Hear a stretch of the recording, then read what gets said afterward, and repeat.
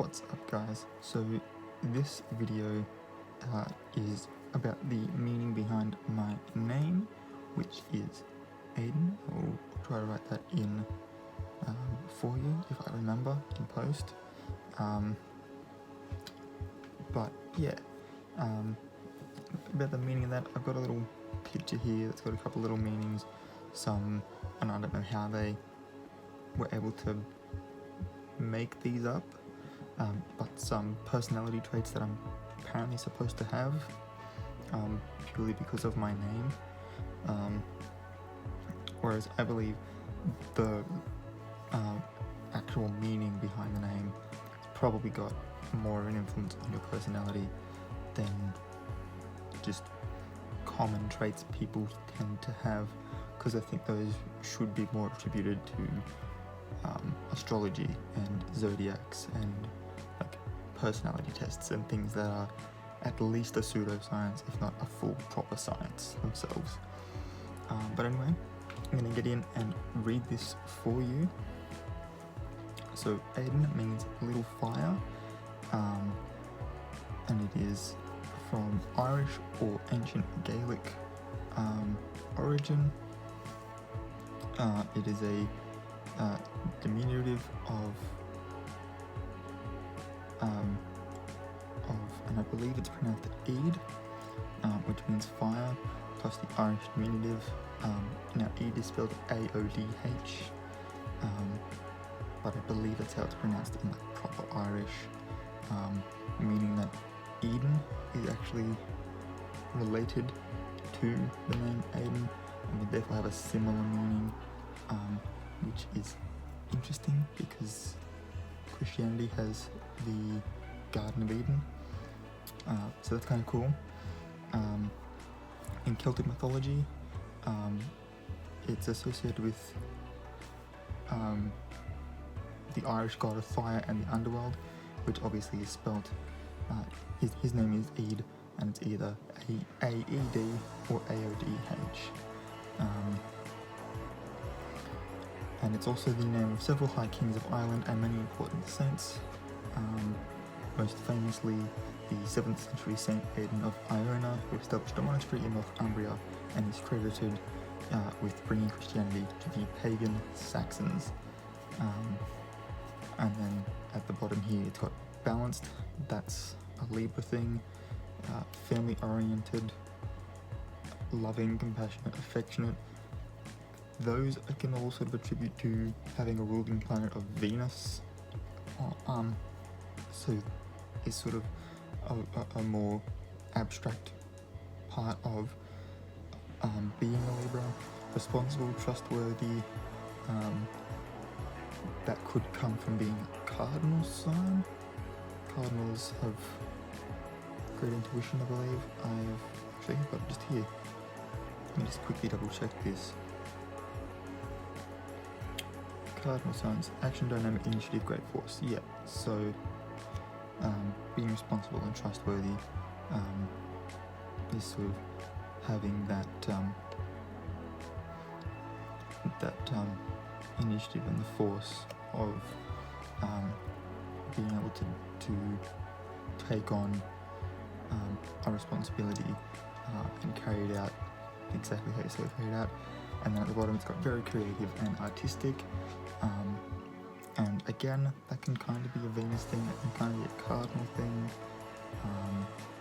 and I mean the two main things my channel focuses on is the arts and mental health, so yeah, for it to be as high on my list of priorities as good mental health, and like removing stigma around mental illnesses and whatnot, finding creative outlets and stuff, and whatnot, and all that sort of thing. Yeah, kind of agree with that. Now it is mentioned there that it is associated with the god of fire and the underworld, and that's a really interesting thing because let me just look up. Now anyone who knows me knows that I love Greek mythology. Greek mythology, like the god of the underworld in Greek mythology is Hades. Now, where? Here. In Homeric and Ionic Greek, he was also known as Aides, Aides. It's basically my name, except for the last letter.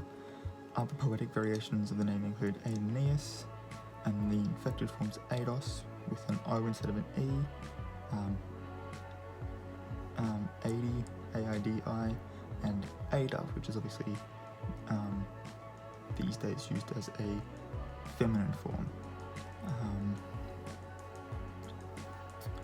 The name as it came to be known in classical times was Hades, which is basically just the way you would normally spell Hades, but with an I after the A.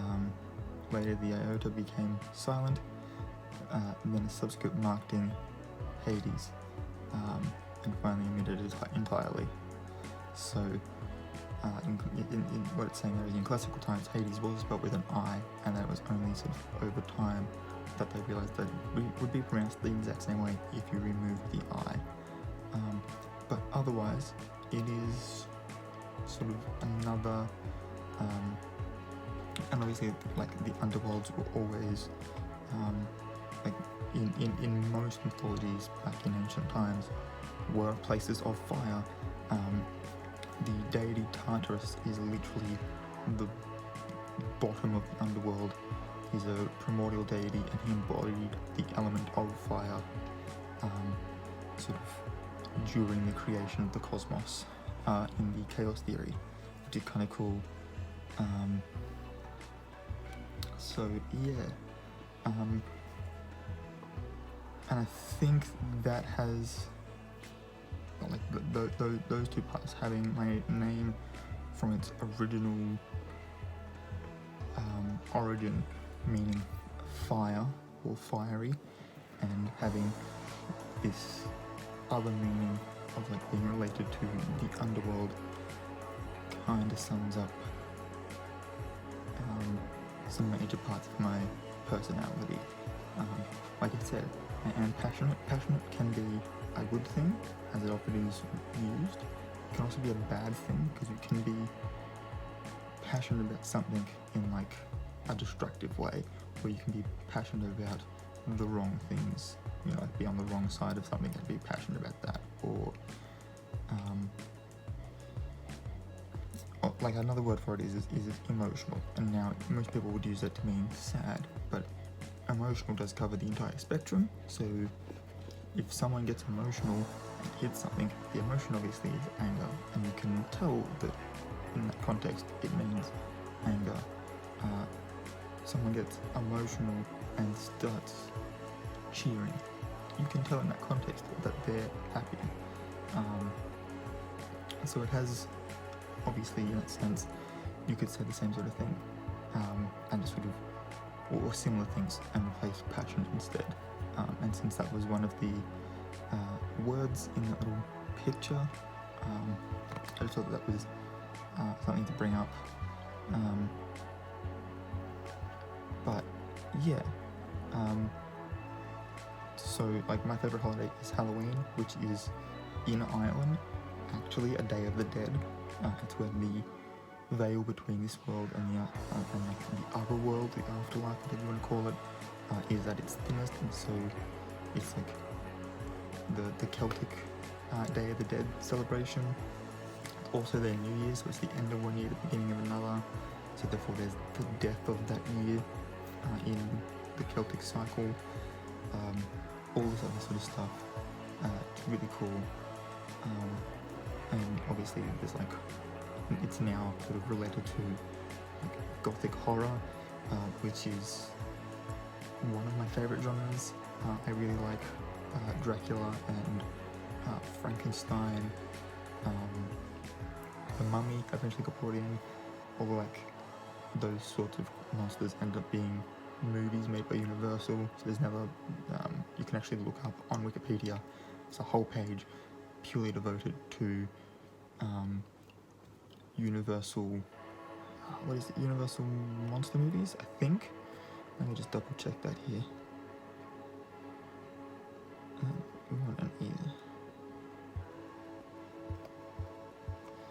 So if you search Universal Monsters,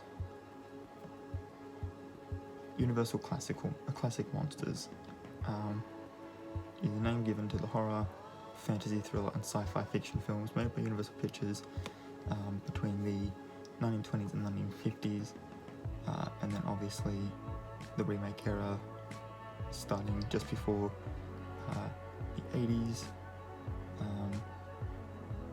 And then in 1999 you've got that original Mummy trilogy that everyone was comparing, the Tom Cruise one to Scorpion King, that was Van Helsing, the 2010 Wolfman, and then obviously then again Dracula Untold, The Mummy. The Invisible Man is coming out soon. There's another one here supposedly called Dark Army, doesn't have a date yet. Renfield solo film doesn't have a date yet. Frankenstein and The Invisible Woman, which I believe are all supposed to be part of the Dark Universe started off by The Mummy. I honestly don't know why they don't just include Dracula Untold in that, because the gap that's going to be between The Mummy and The Invisible Man is the same gap between Dracula Untold and The Mummy, and they could quite easily just bring Luke Evans back in to play Dracula, and he just now has Renfield in the modern age. I think it'd be kind of a cool way to sort of tie it all in. They wouldn't need to explain then where Dracula's been this entire time, and it would kind of then mean that there was some world building done before The Mummy tried rushing it all. Personal opinion. But yeah, so there's that, and obviously there's a whole history with just the word Gothic in general. Gothic architecture, obviously, the actual Goths, like the Visigoths and the Ostrogoths, during the fall of the Roman Empire, which makes me happy. The Roman Empire falling, that's good, because they were just culture thieves, and I don't like the Romans. But yeah, so there's, like I said, there's a whole heap of it that goes to explain, and I think that it works kind of well. That was a massive tangent. I sincerely apologise for that. But yeah, so that's sort of where I'm at.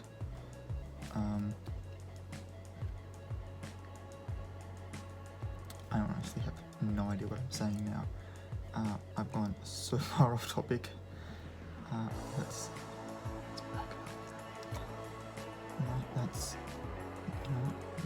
not worry about that.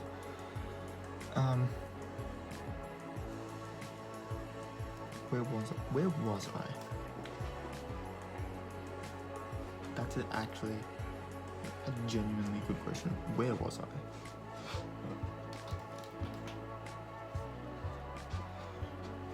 In the middle of playing some PlayStation, and I decided to start doing this, trying to make sure that the screen doesn't go off, and it was about to, so I had to quickly save that.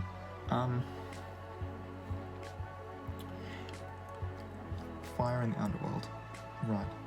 I've sort of already addressed that, and obviously I will get more into looking at fire as an element because it comes up in both Chinese astrology and Western astrology, so we will touch on that when we get to it, because we are going to be covering it quite a little bit, and so you'll get sort of a full understanding of what fire means, and sort of how it relates to personalities. Like I've got it here. Where are we? Enthusiasm, drive to express self, and faith. It doesn't say what in, so that's like faith in myself, faith in other people, faith in a higher power. All that sort of stuff. So there's some of the keywords for fire. Obviously, if I pressed on the link for fire, that'd give me a whole heap of others, as well as the underworld and sort of that darker side of things. And it could be really broad with like the darker side of things. There's like obviously like conspiracy theories,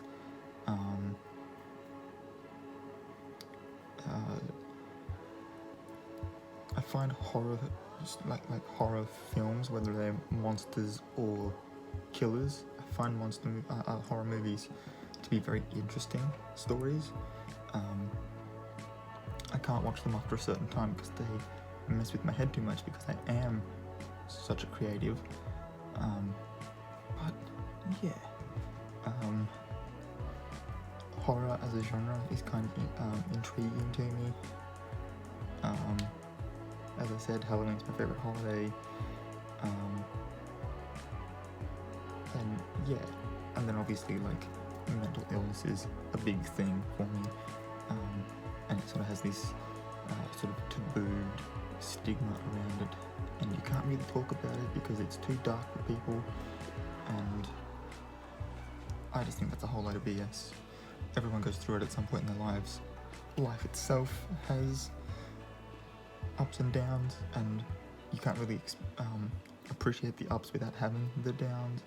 So sort of exploring and understanding the downs I find really interesting as well. But yeah, anyway, I've rambled long enough and gone completely off course, probably more than that big one. I just don't realise it. But that's all I've got for this video. If you liked it, please give it a thumbs up. Don't forget to hit the subscribe button and the notification bell if you want to see more videos when I upload them. And until next time, guys, keep your head screwed on.